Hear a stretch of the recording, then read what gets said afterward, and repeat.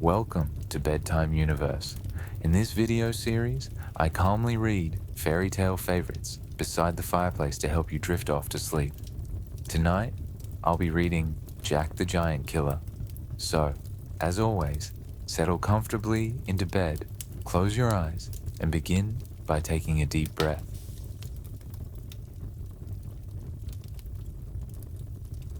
In the reign of King Arthur, there lived in the county of Cornwall a worthy farmer who had an only son named Jack. Jack was strong and brave and very daring and was never backward when danger was in the way. Now, in those days, there lived a huge giant in a gloomy cavern on St. Michael's Mount, which rises out of the sea near the shores of Cornwall. The Cornish people had suffered greatly from his thefts and pillaging, for he used to wade through the sea to the mainland and carry off 6 or more of their oxen at a time. At last, Jack made up his mind to destroy this monster. He took a horn, a shovel, a pickaxe, and a dark lantern, and one winter's evening swam over the sea to the mount. Then he set to work, and before morning had dug a great pit. He covered it carefully over with sticks and straw, and strewed some earth on the top to make it look like solid ground. And then he blew his horn so loudly that the giant awoke and came out roaring like thunder. "You impudent villain! You shall pay dearly for disturbing my rest. I will broil you for my breakfast." But almost as he spoke, he tumbled headlong into the pit. "Oh ho, Mr. Giant," said Jack. "How is your appetite now? Will nothing serve you for breakfast but broiling poor Jack?" Then he struck the giant such a blow on the head with a pickaxe that he killed him. When the justices of Cornwall heard of this valiant deed, they sent for Jack and declared that he should always be called Jack the Giant Killer. And they gave him a sword and a belt upon which was written in letters of gold, "This is the valiant Cornishman who slew the giant Cormoran." There was another giant in England called Blunderbore, who vowed to take revenge on Jack for this exploit. One day, as Jack was passing through a wood on a journey to Wales, he fell asleep by the side of a fountain. The giant, coming along, found him there, and seeing by the writing on the belt who Jack was, he lifted him on his shoulder and carried him off to his castle. When Jack awoke and found himself in the clutches of Blunderbore, he was terribly frightened. The giant carried him into a room and locked him up, while he went to fetch another giant who lived close by to help him eat Jack for dinner. While he was gone, Jack heard dreadful shrieks and groans from different parts of the castle, and soon after he heard a mournful voice saying, "Haste, valiant stranger, haste away, lest you become the giant's prey. On his return, he'll bring another, still more savage than his brother, a horrid, cruel monster who, before he kills, will torture you." Poor Jack looked out of the window, which was just over the gate of the castle, and saw 2 giants coming along arm in arm. "Now," thought he, "death or freedom is at hand." There happened to be 2 strong cords in the room, and Jack made a large noose with a slip knot in each of them. Then, just as the giants were coming through the gate, he threw the ropes over their heads and, fastening the other ends to a beam in the ceiling, he pulled the ropes with all his might until he had nearly strangled the giants. Then he drew his sword and slipped down the ropes and killed them both. Next, Jack took the keys from Giant Blunderbore and searched through the castle. In one of the rooms he found 3 ladies who told him that their husbands had been killed by the giant, who had afterwards condemned them to be starved to death.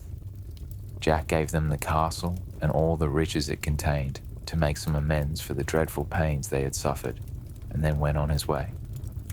After traveling some days, he lost himself in a lonely valley, but when he had wandered about some while, he at length succeeded in finding a large house. He went up to it and knocked loudly at the gate, when, to his great horror, a monstrous giant with 2 heads came forth.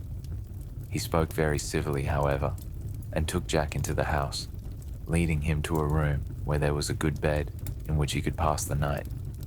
Jack took off his clothes, but though he was very tired, he could not go to sleep. Presently, he heard the giant walking about in the bedchamber, which was the next room, saying to himself, "Though here you lodge with me this night, you shall not see the morning light. My club shall dash your brains out quite." When he heard this, Jack got out of bed, and taking a large, thick piece of wood, he laid it in his own place in the bed and hid himself in a dark corner of the room.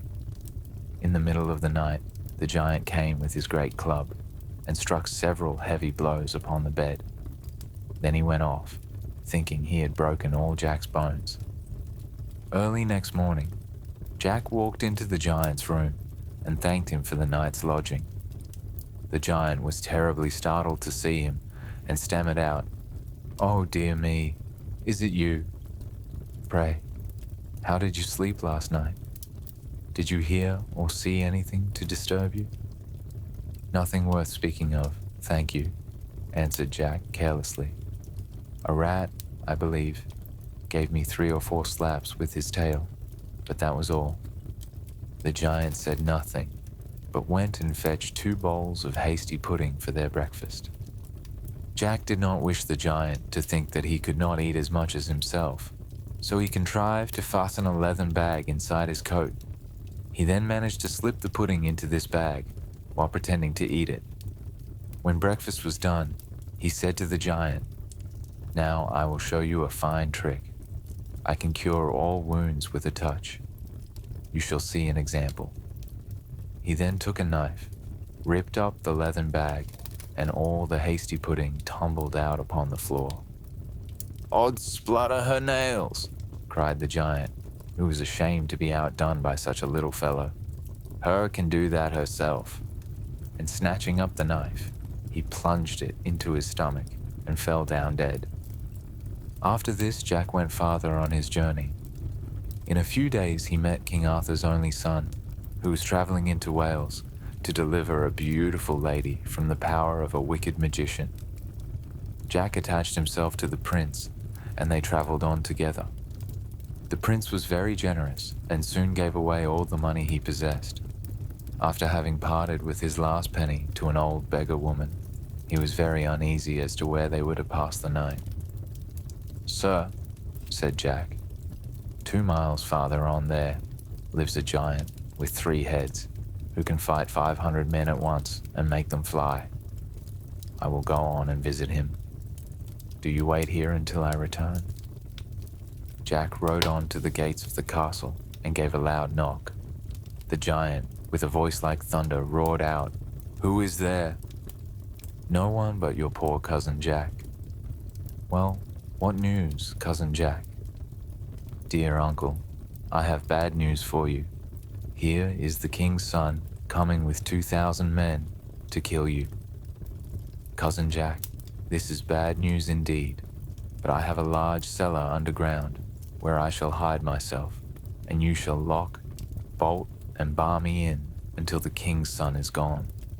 So Jack locked, bolted, and barred the giant in the cellar, and then went back and fetched the prince, and they feasted and made merry, and spent the night very comfortably in the castle. In the morning, Jack gave the prince gold and silver from the giant's treasury. Then the prince set forth on his journey, while Jack let the giant out of the cellar. The giant thanked Jack very much for saving him, and asked what he should give him as a reward. "Why, good uncle," said Jack, "I desire nothing but the coat and cap, with the rusty sword and the slippers which are hanging beside the bed." "Take them," said the giant, "and keep them for my sake. They will be very useful to you. The coat will make you invisible, the cap will give you knowledge, the sword will cut through anything, no matter what it may be, and the shoes are of vast swiftness." Jack took the gifts, thanked the giant, and then quickly caught up with the prince. After a few days' further journey, they reached the dwelling of the beautiful lady whom the prince had come to rescue. She received the prince very graciously and made a feast for him.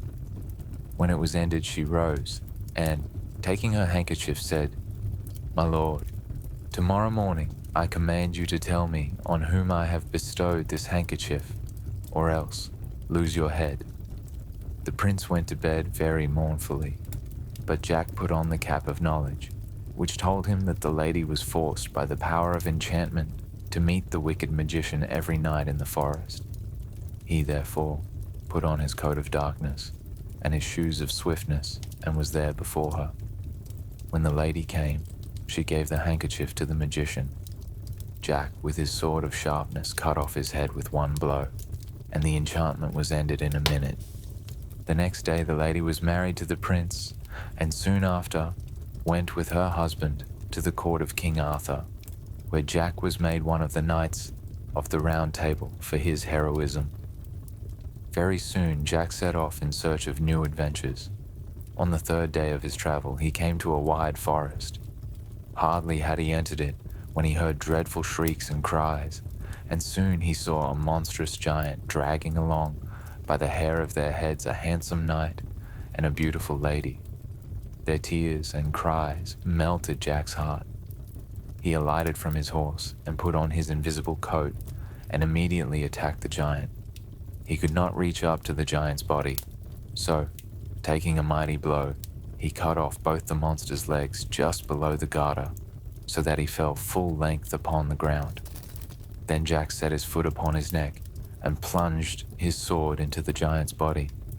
The knight and the lady, overjoyed, begged Jack to come to their house to refresh himself after this fight. But Jack, hearing that the giant had a brother who was more cruel and wicked even than himself, would not rest until he had also destroyed him. Soon he came in sight of the cavern where the giants lived. There was the other giant sitting on a huge block of timber with a knotted iron club lying by his side. Jack, in his coat of darkness, was quite invisible. He drew close up to the giant and struck a blow at his head with his sword of sharpness, but he missed his aim and only cut off his nose. The giant roared with pain, and his roars were like claps of thunder.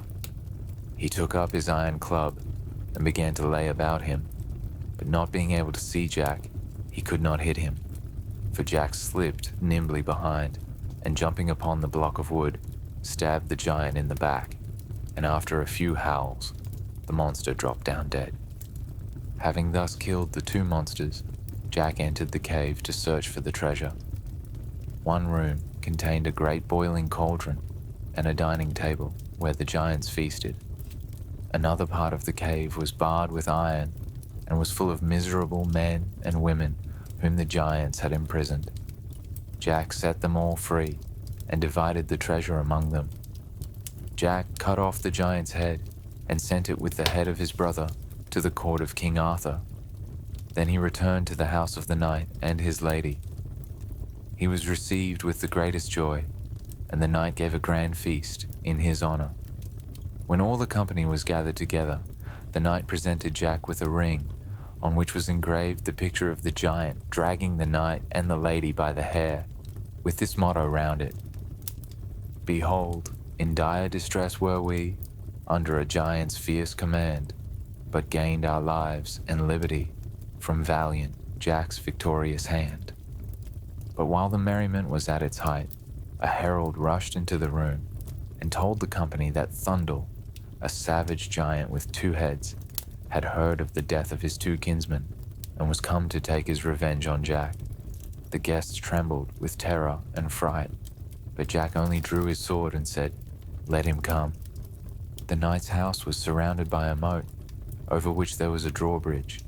Jack set men to work to cut the bridge on both sides, nearly to the middle, and then, dressed in his magic coat, went out to meet the giant.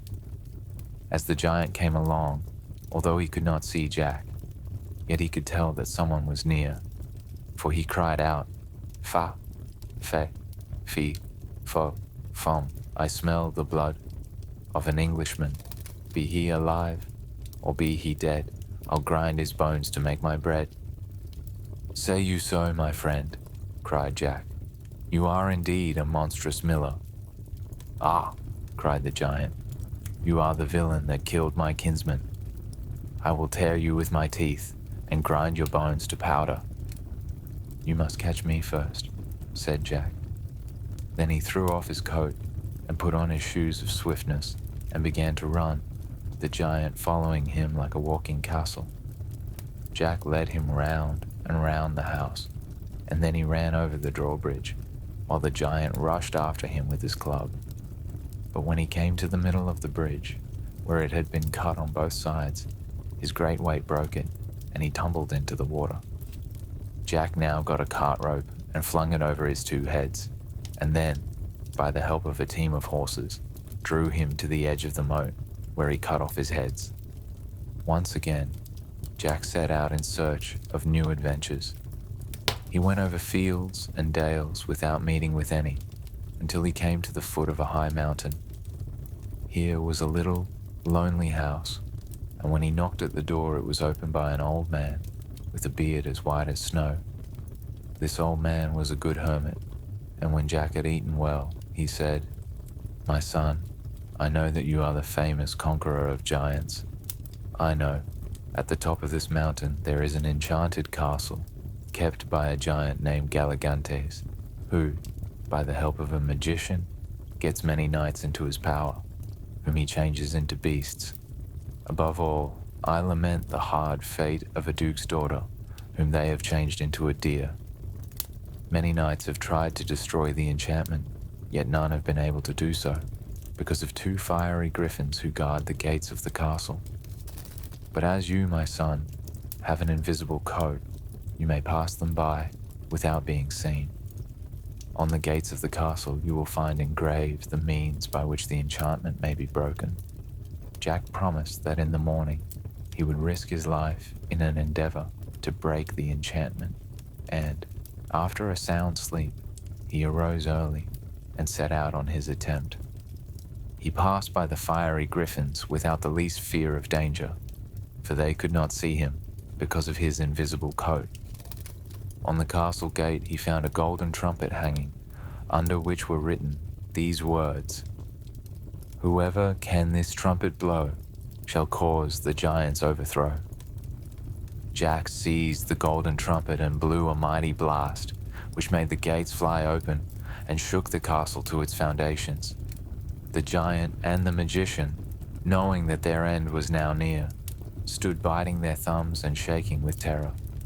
Jack, with his magic sword, soon killed the giant, and the magician was carried off by a whirlwind. The castle vanished away like smoke, and the duke's daughter and all the knights and lovely ladies who had been turned into birds and beasts returned to their proper shape. Jack's fame rang through the whole country, and the king gave him a large estate to reward him for all his brave and knightly deeds. And Jack married the duke's daughter and lived in joy and contentment for the rest of his days. That was the end of Jack the Giant Killer. The fireplace is still lit, so stay cozy and relaxed. Whether you drift off to sleep or simply enjoy the quiet, remember that this time of rest is valuable. Sweet dreams, and I'll see you next time.